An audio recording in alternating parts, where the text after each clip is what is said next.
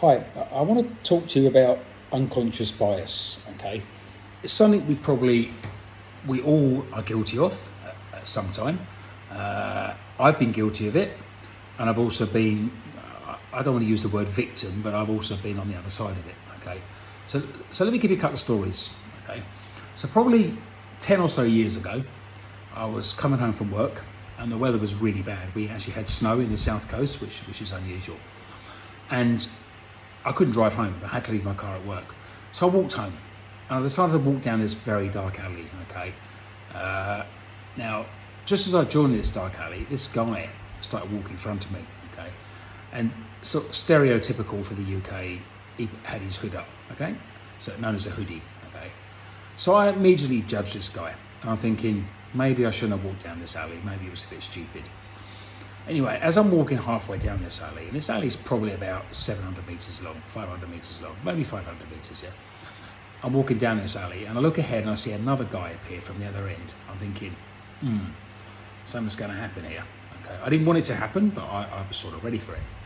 Anyway, as it got towards the end of the alley, this other guy disappeared into the side, along with the other guy that I initially saw. So both these guys were now standing on the right of me.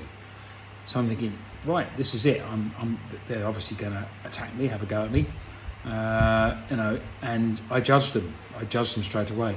So as I walked past them, I'm thinking, right, this is it. I'm ready for this. If I'm ever going to get mugged, please let it be now, because I'm ready for it. Anyway, they weren't interested in me. I don't know what they were doing, but they weren't interested in me. And I walked straight past. So there's me judging two people, okay, who had no interest in me. They weren't going to mug me, but I instantly thought they were going to mug me, okay.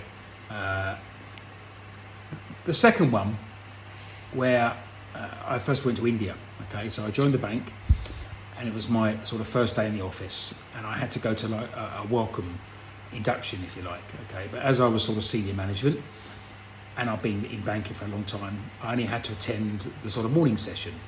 So I get into this big room, and I always sit at the front for things like this, because I just prefer it, I prefer sitting at the front.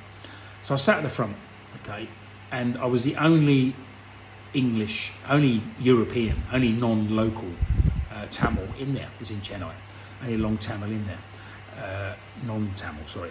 So I sat down in the front seat, okay, and there was about 70 other young people, all young, all in their sort of 20s, maybe 30s, and they all walked in, and every single person avoided me, okay? No one sat next to me at all.